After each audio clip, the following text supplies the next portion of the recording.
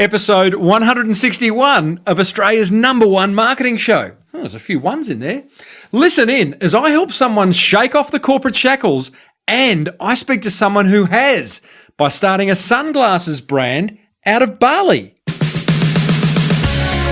Welcome to the Small Business Big Marketing Show, where successful small business owners share their secrets to take your marketing to the next level. Now here's your host, Tim Reid.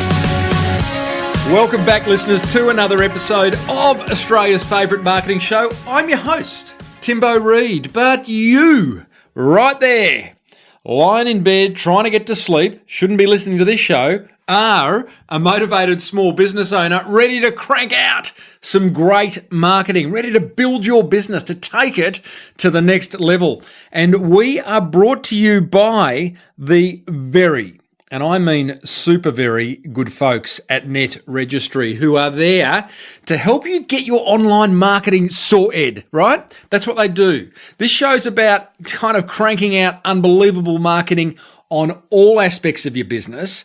Net Registry are there to supercharge your online marketing. Domain names, what was I going to say then? Domain names, website hosting, pay-per-click advertising, search engine optimization, website design and development, all that stuff. As you can see, we don't edit this show, by the way.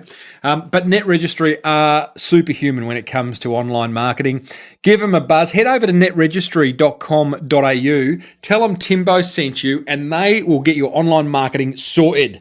Now, team, you got to listen up. Oh, by the way, welcome to everyone from the Flying Solo community. Do you notice I often forget that one? It just kind of, I don't know, I think, wow, that's a big, big community of soloists out there, and maybe it freaks me out. No, not really. Love the Flying Soloists.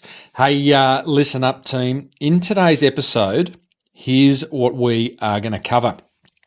Got a listener question that is all about the S word. Can you guess what the S word is? It used to freak me out too.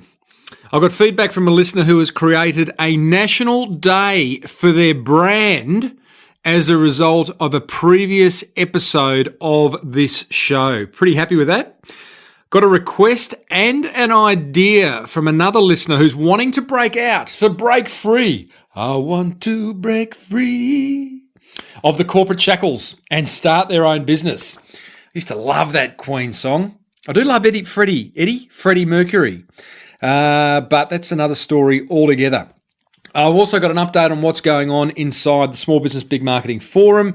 And today's fireside chat is with young Samantha of Paired Eyewear, which is a little business based in Bali, making pretty big waves while starting to in what I would consider a very crowded marketplace. Let's get stuck in. So the old S word, what could that be? This is a question from listener Dina Zaitman. And Dina says, "Hi Timbo, firstly, let me just say that I love listening to your podcast. I'm actually a small business marketing consultant, and listening to your show gives me so many great ideas and inspiration." Nice. So this is my issue, she says. I spend a lot of time justifying to my clients that strategy is just not fluff. Yeah, heard that before. So often they say to me, strategy is great, but can we afford it? Can't you just give me a list of things to do, says the client. I try to explain that before I can tell you that you need what you need to do and when, we need to answer why, the big why question. We need to explore what you've been doing, what you want to achieve, what's worked and what hasn't. We need to review the brand, see where you stand competitively, whether you're targeting the right audience, and how prospects are buying online and offline, etc. Oh, Dina, I know that one. And I can imagine small business owners listening in going, oh, really? Do we need to go through all that pain? Can't you just tell me what to do? And I too, Dina, have heard that previously. And I think it's probably in the way you package it up to them. So let's talk about that. Back to the email though. Dina says they understand this, but the problem then arises that performing a market audit and then a strategy and action plan requires several hours to pull together and can cost anywhere from $5,000 to $10,000. Sometimes more. This is a big chunk of budget for most small businesses that hasn't contributed directly to sales. Damn right it is. 5 to 10K. There's not many small business. Well, it depends. I mean, small business is such a broad word that it can mean, a solo business, a solopreneur, right through to 50, 60, 100 employees turning over millions of dollars. It's still considered a small business in Australia. So some could afford it, some can't. So Dina says, I have a few questions.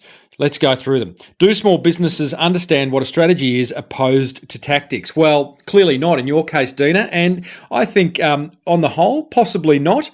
The best definition and analogy, I've got a definition and analogy of strategy and tactics.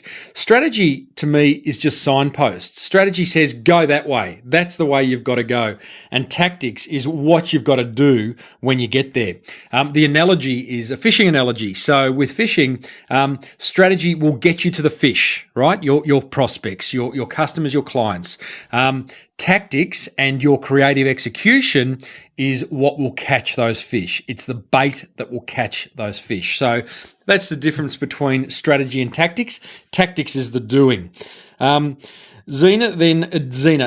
I reckon Dina would get a lot because her surname's Zaitman, but that's just me being silly. How do we convince small businesses that have a marketing strategy is critical to the future success of the business?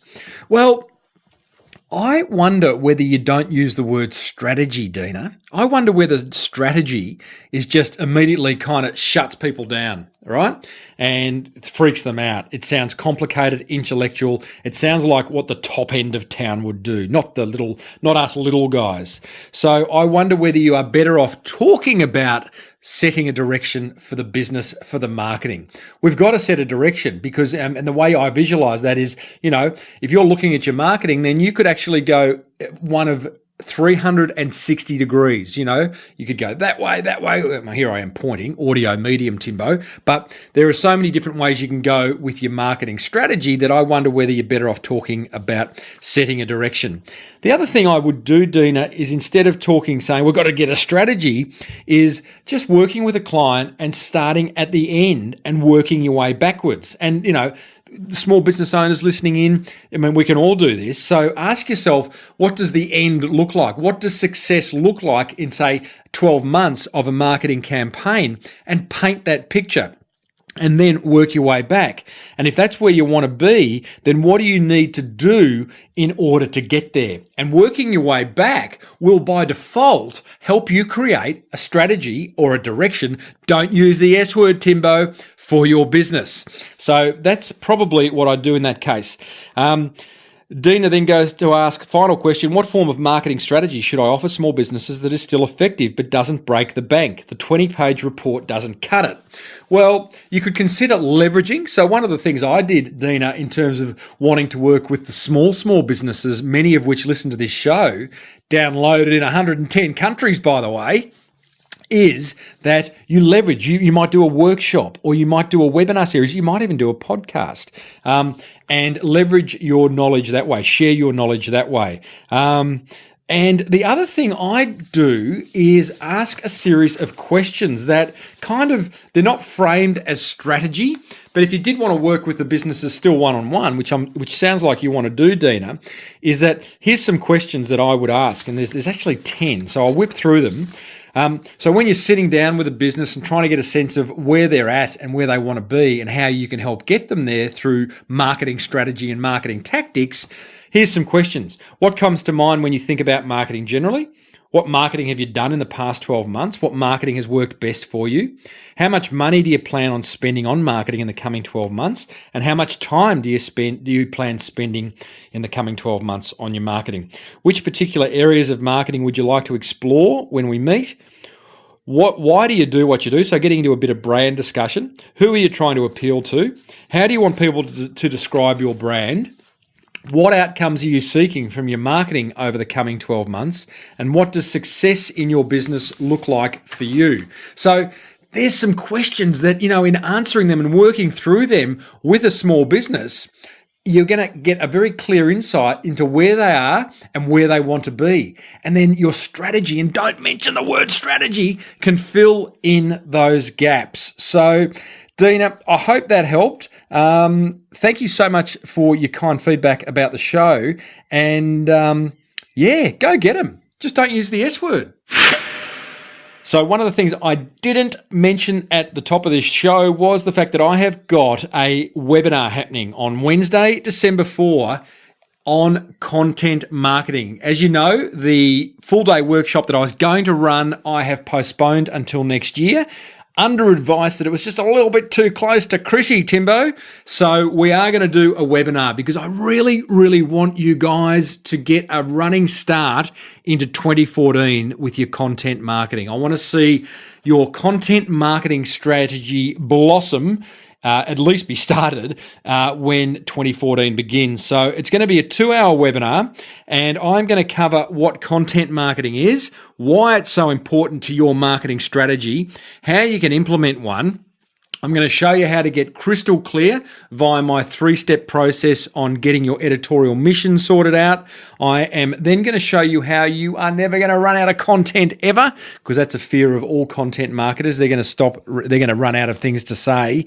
And then I'm going to go through 3 key forms of content marketing in blogging, podcasting, and video. So that's a 2-hour webinar. It's on Wednesday, December 4. You can head over to smallbusinessbigmarketing.com. There is a banner on the homepage where you will find out all the details, and I hope to see you online, because it's going to be an absolute rip away to not only end this year, but launch into next year with a plan in place. Let's do a listener question. Well, actually, this is sort of a listener request and question. So it's from Alex Messeni, and I know Alex is a long-time listener of the show. So g'day, Alex, and thank you for your support, my friend. He says, "Hi, Tim. I'm a huge listener to the podcast. When I feel my job is a bit mundane, I listen to one of your shows and try to build a small business with the skills I have. The show and your guests are very motivational." Thanks, Alex. That's the intent. That's as far as I get. That's Alex speaking, not me, by the way. I'm 48 years of age and live in WA, and I want to start working from home for family and lifestyle reasons. The job is getting to be repetitive. It's funny, I create this show for motivated small business owners, and I know for a fact that there is a lot of people who are listening from what I would call the cubicle, the corporate cubicle, just looking for ways to bust out. Alex goes on to say, "I'm a graphic designer for a corporate design agency with many years in musical instrument retail management and have been very interested in social media and online marketing. I know it's a stretch, and here's the request, but is there someone out there with a similar skill set? Or can you suggest an avenue where I could start a business with what I have? I told you it's a stretch. Love the podcast, Alex." So here's the thing. Let's cover off a few things. Firstly, if this, what Alex just wrote, resonates with you and you want to get in touch with Alex, then hit me up over at smallbusinessbigmarketing.com. Send me an email from there, and I'll put you in touch with Alex. That's number one, because I'd love to see something happen. I like helping people shake the corporate shackles. Number two, where Alex goes on to suggest, he asks, can I suggest an avenue where I could start a business with what I have? Alex, I wonder whether that's the right question to be asking. In fact, I think it's the wrong question to be asking. Maybe ask yourself, what does your dream business look like? Number one. And what I'd suggest you do is go and write it out as if it's real. So pen and paper, mate, grab the MacBook, whatever it is, and write out in 5 years' time, you've woken up and you're about to start your day in your dream business, which has been running for 2 or 3 years. And just write out what that day looks like. Spending more time with your family, you're driving the kids to school, you're going to the gym, you're going out for a coffee to your favorite cafe before you start work. You're working with clients that you love on jobs that you adore, and just write out what it looks like. Bring it to life. So what does your dream business look like? And then ask yourself the hard question, what's stopping me from doing it, right? What's stopping me? What's stopping you from doing it? Get that out. And then the last question is, what have you got to do to overcome those blockages? And there's your list. There is your action list right there. What do you got to do to overcome those blockages and start actioning, mate? Now, so that's reframe your question, number one, Alex. The other thing, mate, is consider starting out of hours, then jump once you're confident that the cash flow is adequate. So like, you don't have to leave, you don't have to shake the corporate shackles completely. I hear of many people who have started creating their own small business while still working for the man, if you know what I mean. So, get out there and start trying stuff. Don't wait for anything to be perfect, Alex, because it never will be. There'll always be something that needs attending, but just start. You just got to start. So, Alex, thanks for your support for the show, mate. Thanks for your question, and let us know how you go with all that. I wish you luck. So it's time for today's guest, and what a good segue coming out of Alex's question about starting a business that they love and playing to their strengths. That's exactly what my guest today has done. My guest is Sam from Paired Sunglasses. Now, here's the thing. I met Sam in Bali about 3 weeks ago. We were at a wedding and got talking to her and found out she's a budding entrepreneur. She's from Australia, but living in Bali with her partner, and they've both got separate businesses going. Sam was in a corporate job working for the man and left that to start this sunglasses brand. She talks all about that and why she moved to Bali and all that type of stuff. It's just a good, fun story of someone deciding on what they love and chasing their dream. And so she's got a lot of lovely insights from the world of a new entrepreneur. She's into her second year of having this, what one day will be it kind of is a global sunglasses brand, because she just sold her first pair in Brazil, she told me. So anyway, lots of learnings. I'm going to share my top 3 learnings at the end of this interview. What I'm most excited about, though, is the lead-in music. Anyway, over to Sam. I wear my sunglasses at night so I can. Samantha Stevenson of Paired Handmade Eyewear. Handmade, exactly. You get it right. Welcome to Small Business Big Marketing. Thank you. Thank you for having me, Tim. All the way from Bali. Hey, Sam, let's start off with the whole Bali thing. Why did you decide to start your first business out of Bali? Well, I wanted to be somewhere that was very relaxed and obviously funny, and the kind of the island lifestyle really appealed to me because it meant that I could come over here and really focus on my business and yet be surrounded by constant sunshine, and just makes me happy being here. Oh, that's nice. Nothing like a lifestyle decision to determine where your office is going to be. Totally. And I think this whole like relaxed island lifestyle really suits the whole relaxed, fun vibe of the Eyewear brand as well. Right. And also, I make packaging out of here as well. So I do all my boxes, and I do like 100% leather eyewear case out of here. So it's been really great to be over here and work with all the local suppliers, and it's very inspiring to kind of be close to them and be able to go to the factory and sit down with them and talk to them and, work with them one-on-one instead of having to like email or come over here every now and then. So you kind of get a lot more done, and you get, more ideas by being around them constantly. Quite a creative kind of vibe in Bali too, from my experience of going over there.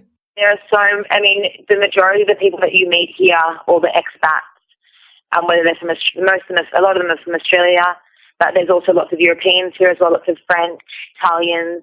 But the majority of people that are here are doing some kind of manufacturing, whether it be garments or homewares.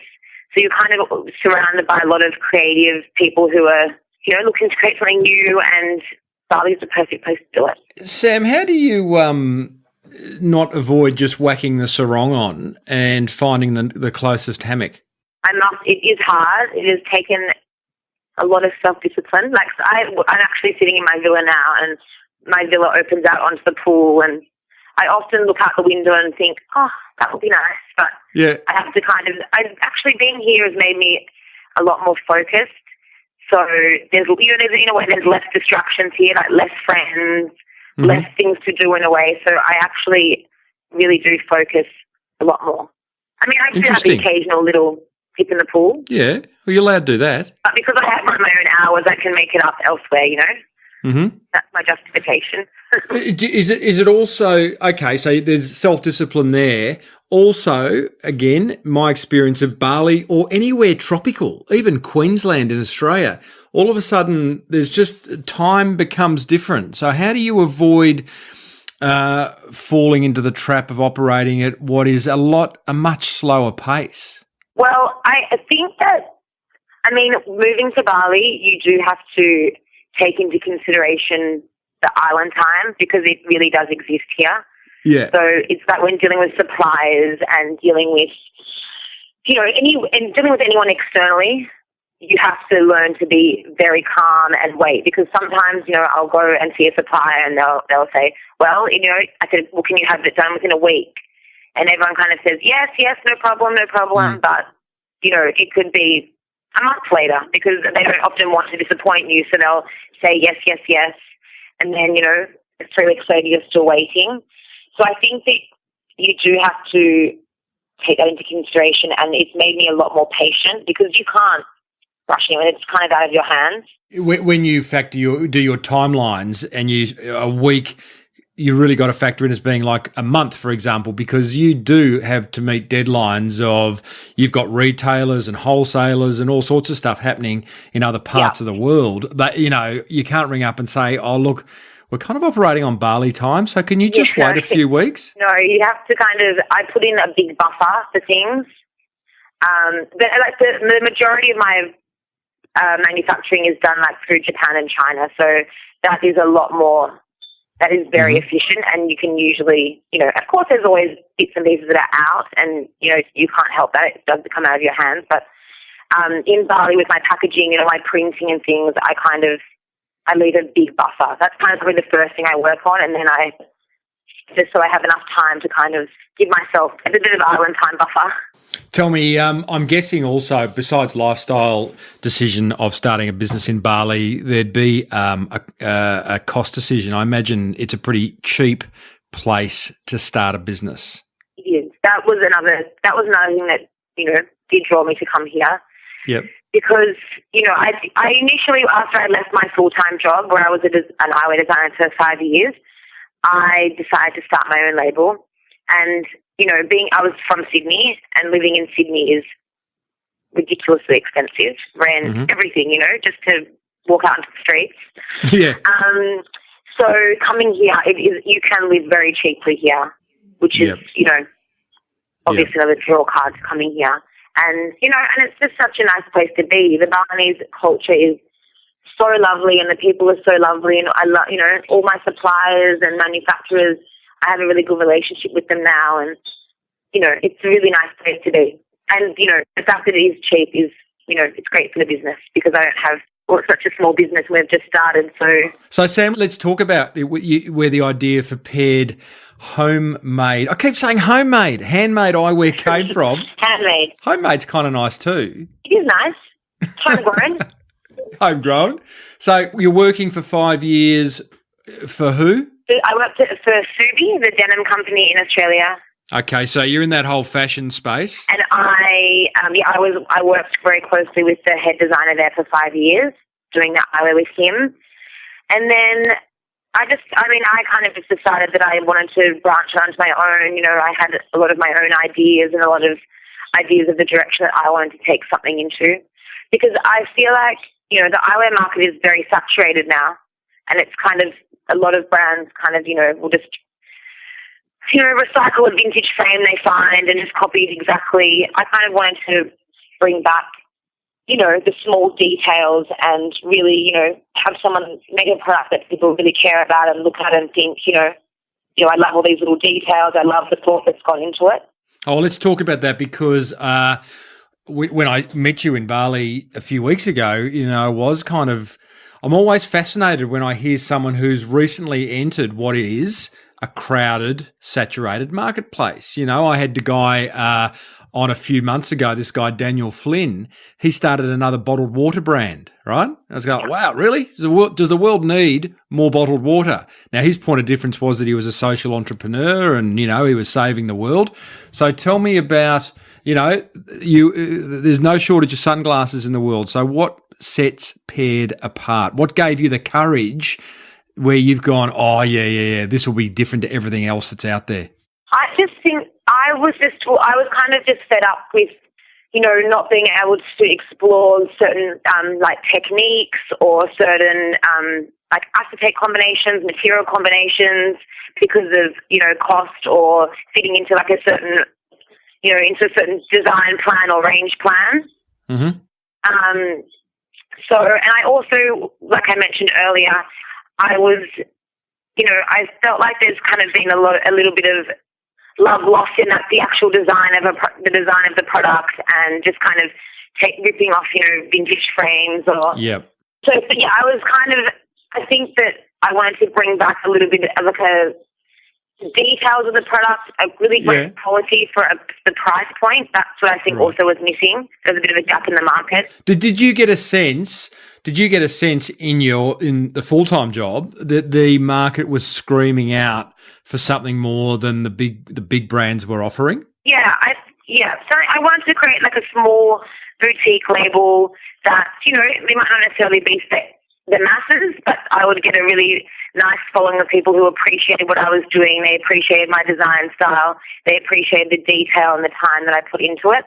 And also I wanted something that was, you know, all the sunglasses are handmade. You know, the materials are sourced from different countries. There's like acetates from Japan, German rubber dip screws, the arms don't become loose. You know, all my little metal details, the different acetate combinations that I use. I've just started using titanium in my next collection, titanium arms and temple ends. I just wanted to bring back kind of the quality and attention to detail that I felt had kind of been lost in the wayside because people just want to, you know, send out collections, make money, and not, you know, pay that extra special attention. I'll let you and my listeners into a secret, which is completely unrelated, but Titanium is my power song at gym, Sam. Yeah, it's my power song. Well, the benefits of titanium is that it's super light, but it's also really strong. I know. So perfect now, tell me, sunglasses. What I think is interesting is that you've talked a lot about features, and I've seen your stuff and I've met you, and it's all about fashion. Well, tell me if I'm wrong, but I'd be surprised if the men and women buying paired glass sunglasses are loving that titanium, loving that the combination of materials. Am I right or am I wrong? No, I think people, all the feedback that I've kind of gotten from like friends, family, and customers as well, is that they really like those extra little details that I've kind of focused on. They love when I've used kind of, you know, a different coloured front to an arm, or a different colour metal here, or and then there's like in my cat eye sunglasses I've kind of used this metal inlay in the corners of it, and, you know, people get really excited about just like the little different things, because I think there are so many other brands out there that you do have to kind of, you know, use different color combinations or different material combinations, and also offer it to people now at a very competitive price, because everything has kind of become a lot more price pointed, I think, than it was maybe 5 or 10 years ago. People the market is a lot more savvy, and they want something great. They want to know that their money's going a long way. It's kind of ironic that you've opened a sunglasses brand out of Bali, because Bali's the place where you can go along and buy any brand of sunglasses for a couple of bucks, isn't it? Not the real deal, but... I do sell in a few stores here, and that was kind of my fear coming here. I mean, Bali isn't my biggest market. Australia and New Zealand and Asia are, but people were like, oh, I don't know if you'll be able to sell your sunglasses here. But I do, and people do understand, you know, the difference between the fakes. And then, you know, obviously people that are buying the fakes won't buy pairs. That's fine. That's not, you know, I'm not really targeting them. But, you know, the thing about buying the fake sunglasses, you don't know if the lenses offer you UV protection. You don't know, you don't really know if they are protecting you. And the ultimate part of having sunglasses is to protect you from the sun. So tell us about this podcasting. This is an audio medium. What can people expect if they were looking at some paired sunglasses, like in terms of a design kind of philosophy? So I think I think with the shapes, they're kind of, I look to the past for inspiration, but it's done in a very modern way. So all the kind of the shapes are they're very diverse. There's like a cat eye, there's round frames, there's oversized frames, there's smaller ones, but they're done in a very, modern, clean, pared back way. But then, then there's the whole kind of lots of little details. So the name behind pairs, so to pair something is like to cut into it. So in all of my designs, I have a little feature where in the temple there's little triangles cut out of the side, or in the front there's that little kind of cut out details in the front or somewhere on the frame, which is like a signature of mine, which I do each season, and that little detail may change, but it's, in all of the frames. And then there's also always like a pairing of materials, whether it be I've used like leather. I did leather inlay in one of my frames last season, which I'll continue to do. And then there's always there's always a metal detail in there as well. So whether it's a metal inlay or a metal temple or a little metal feature, that's always in there as well. Cool. And I remember you saying when we were talking about it earlier, you make a point of it being a little experience. When someone does buy a pair of paired sunglasses, tell us about the packaging and what's involved there. Yeah, so the packaging is also another, nice component of the brand. So we do like a really beautiful black leather pouch that's made here, and it's 100% leather. Most brands kind of just do kind of a PU kind of hard case, but I wanted to really think outside the box and do something different to what everyone else was doing for the packaging as well, because I think that's really important. And then that gets housed in a really nice, beautiful cardboard box as well. And then we have, lens cloth, a little lens pouch, and, a warranty card, which kind of explains, about the materials and that we offer a warranty and that it's a, quality product. Mm-hmm. And then there's also, like, for all my online orders, we wrap it all in custom wrapping paper that I designed and ribbon. And so I want when people, because we do a lot of online sales as well, around the world. We just delivered our first pair to Brazil, which is exciting. Nice. Our first pair to France for an online order. But, you want that because they're not going into a retail experience. And there's so many kind of, online mediums now that you want, when they receive that package, to feel special and that they've kind of received a present. So I do put a lot of time into making sure that the customer feels great when they receive the product and they get excited, and it's kind of like Christmas. They get to unwrap something and then open the box, then open the packaging, and then there's their sunglasses tucked away safely inside. It's brilliant hearing. Don't know whether you've ever heard him speak about it, but Sir Jonathan Ive of Apple fame talks about the packaging as being just as important as the product and the effort Apple go to just nail the packaging. Yeah, I totally agree. Well, I'm a little bit of a sucker for packaging myself. Yeah, well, I think we all are. Any beauty products or any kind of, I love that whole experience of, sometimes it's the packaging is just as, just as exciting as the product. Sam, you've got the product together, distribution out of Bali. So you're selling online, you're selling in Bali. Your three biggest markets are Australia, New Zealand and Asia. Does that mean you are off on a plane often doing deals? Well, the majority of my stock gets sent to Australia. My warehouse is based in Australia, and I just bring a small amount of stock here to sell in the stores here. But I have a warehouse network in Australia and all the orders get dispatched from there pretty much. Mm-hmm. Mm-hmm. That works really well for me. And then, so I mean, I do travel a lot. I'm actually going to Hong Kong next week to the optical fair to source some new suppliers and look at the colours, because I'm already working on I work a year in advance pretty much from design to in-store. So I'm working on next summer's collection now. So I'm going to Hong Kong to, source new lenses and new techniques, and I'm always trying to improve on that. What can I do better? What can I do next? What will be new and exciting? What will my customer want? Mm-hmm. So that's a really good place to go because everyone's in the one place, and you can go and talk to everyone and find new great things. Listeners, I am talking to Sam Stevenson, who is the creator and brains behind Paired Handmade Eyewear. She's doing it out of Bali. She is, how many years young is the brand, Sam? Is it in its second year? It's about to launch into its second season. So love that. It's been going for it's only our 1 year anniversary. It'll be our 1 year anniversary in December. What have you found surprisingly easy in getting this Paired brand up and running? I think that I'm actually surprised at how smoothly it has run. I think as an overall machine, especially because there's only one of me doing it. And I think that, I am surprised. There's been lots of kind of late nights, lots of, weekend working, but I'm surprised because I don't find it a chore. I love doing it, So to me, the hard work, because it's so different when you work for someone else.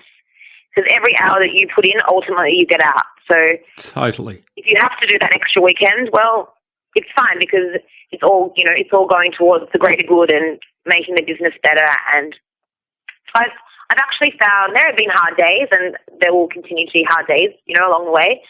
But I think because I do love it so much, the whole experience it's been pretty easy.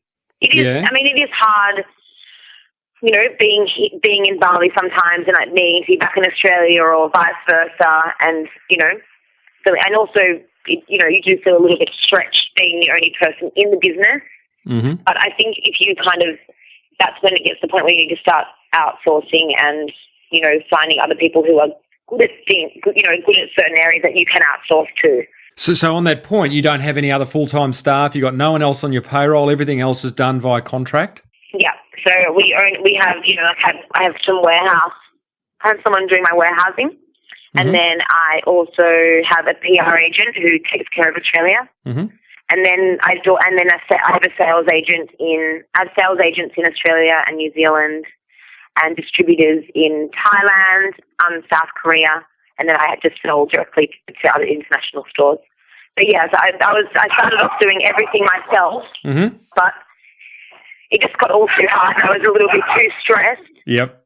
And stretched as well. Fair enough. So I ended up having to start outsourcing after that. Yeah. What's Chico's main problem in the background, do you think? Is he... I said the gardener was just in here watering the lawn, so he doesn't really like the gardener. Right. I thought he might not like one of your designs or, No, he's my only other little office employee, Chico. He's my little staff member. Good on him. Sam, you said you found it relatively easy getting this Paired brand up and running. I had lots of experience in my field, so it wasn't like I just set up a brand from scratch because I'd had 5 years of experience, and I kind of not just in design, but also I did some elements of sales and kind of brand management of the other company I was working with. I was across all aspects of everything. That I kind of, when I left, it was quite an easy transition. Anything keep you up at night that you kind of think, oh, geez, I wish I get a handle better on that aspect of the business? Anything really kind of trouble? I mean, I think for me, I am across the business side of things, but, accounting and tax and all that, report, all the number things, I need help with that. Like I have an accountant, but, he always has to kind of harass me to get all that information to him because obviously it's one of my least favourite things to do. Yeah. Now tell me, from a marketing point of view, I am guessing if I had a sunglasses brand, I would be very keen to see a George Clooney-like character wandering the streets with them on. Is that your kind of, have you got a bit of a dream there? And if so, who would you love to see wear them? I mean, there's kind of there's a few different bloggers and maybe there are some celebrities I'd love to see wearing them. Did you say podcasters? You'd like to see podcasters wearing them? Podcasters, yeah. Yeah. I mean, I just love to see everyone wearing my glasses. Like I remember I was in Sydney last time and I saw the first person I knew didn't know was wearing pairs, but obviously gone and bought them full price from the store, and that made me really excited. Yeah. It meant, that someone besides my inner circle did like them. Yeah, love that. obviously, like seeing celebrities and, you know, kind of more famous people wearing your glasses is it's great for marketing. I don't necessarily love that, but especially like if you're trying to break into the American market, which I'm kind of working on now, it's all very celebrity based, and getting sunglasses on celebrities is the best way for people to notice your brand. So who are we talking? Come on, give us some names. Well, you know, I just gifted some to Helena Christensen, the 90s supermodel. Michael Hutchins' Hutchins' wife. Yeah, and then there's a very famous blogger called Tavi, who she kind of appeals. She's American. She just wore my glasses recently, which was really exciting. She runs a magazine called Rookie Mag.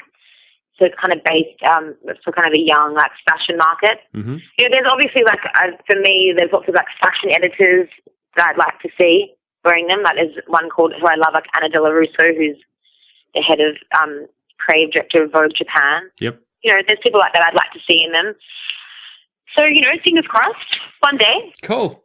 I love it. Well, good on you for, you know, just having a crack at a crowded marketplace, finding a nice little niche in the corner to focus on, doing it from an island paradise like Bali, getting through your first year and looking forward to your second, not finding anything overly hard. I think you're a bit of a machine, Sam. I work hard. Good on you. Thanks for being a part of Small Business Big Marketing. Thank you very much. Lovely to talk to you. I wear my sunglasses at night so I can. I love that song. It reminds me of the heyday of the 80s. Enough of that. What a great interview. What a great guest Sam was. Lots of good learnings.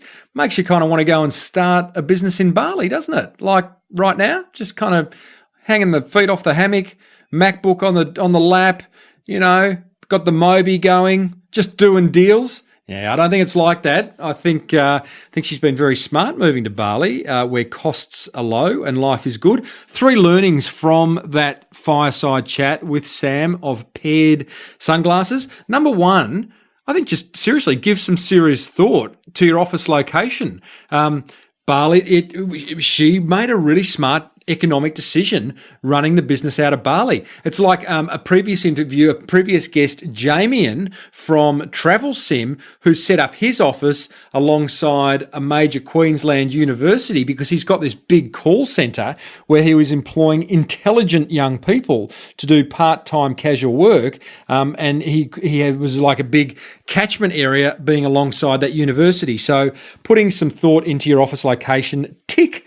The second learning is don't be scared to tackle a crowded marketplace. This is like, you know, Daniel Flynn from Thank You Water. Like, we need more bottled water, but he's nailing it. And Sam has had the courage to go in to the sunglasses market, which is crowded. Sometimes I think, you know, as small business owners looking for the next idea, too often I hear, oh, it's been done before, you know, oh, I couldn't do it, it's too crowded. You just got to do it better than the others. And that's the challenge, and that's the point. That will be your point of difference. Or find a niche within a crowded marketplace. Sam's not trying to sell sunglasses to everyone. She's finding a niche, and there'll be a certain group of people that love her work. Number 3, get out and travel. Number 3 learning is get out and travel. You know, Sam does hop on a plane, heads over to Singapore, heads over to whether it be Europe or back to Australia or New Zealand. And she's got to do that because of where she set herself up. But it also triggered that thought in my mind about, as small business owners, we've got to get out, we've got to connect with people, we've got to learn new things, we've got to go to new places. And so get out of the comfort zone and go and travel. So if you want to catch up with Sam's great work, head over to paired.com.au. That's PARED.com.au. And in fact, she has given me a discount code to whack in to her little e-commerce store, gives Small Business Big Marketing listeners $50 off a pair of Paired sunnies. Gotta love that. Thanks, Sam. Okay, we have got some listener feedback and some forum feedback. The forum feedback, very, very excited to report that a couple of forum members have set themselves the challenge. They are battling it out between each other to produce the first and best video they can. That's happening right now inside the forum. They've both been putting off creating that first video, and now they're challenging each other. One of the members is in New Zealand. That would be Nick. The other one is up on the New South Wales coast. Yes, he is. And that would be Arne. And looking forward to seeing the outcome of that. So that's the kind of stuff that I love to see. Motivated small business owners wanting to crank out great marketing. And it's happening right there inside the Small Business Big Marketing Forum. If you want to join, head over to smallbusinessbigmarketing.com and click on the forum button. You'll be in there before you can say, geez, a video challenge sounds like a good idea. All right, a bit of feedback from listeners. This one, fantastic. Someone is implementing what they are learning on the Small Business Big Marketing Show. This is from Ben Kennings. Ben is from Surfing NZ. He's in New Zealand. He says, hey, Timbo, relatively new listener to your amazing podcasts. Thanks, Ben. Have downloaded dozens dating back to the start of the show and picked something useful out of all of them. I work for Surfing New Zealand, the national sporting body here in New Zealand. I listened to your podcast on the National Porridge Day. So a couple of years ago, I interviewed, this is me speaking now, I'm out of the email. I interviewed Flip Shelton, who had a boutique porridge brand. And to go up against the big boys, she created National Porridge Day, which was very, very inspiring stuff. So Ben has listened to that episode. As of today, we have launched a National Surfing Day here in New Zealand as a result of listening to that podcast. Yes! Small Business Big Marketing is responsible for New Zealand's National Surfing Day. I love that! Back to Ben's note. Sorry, I got a bit excited then.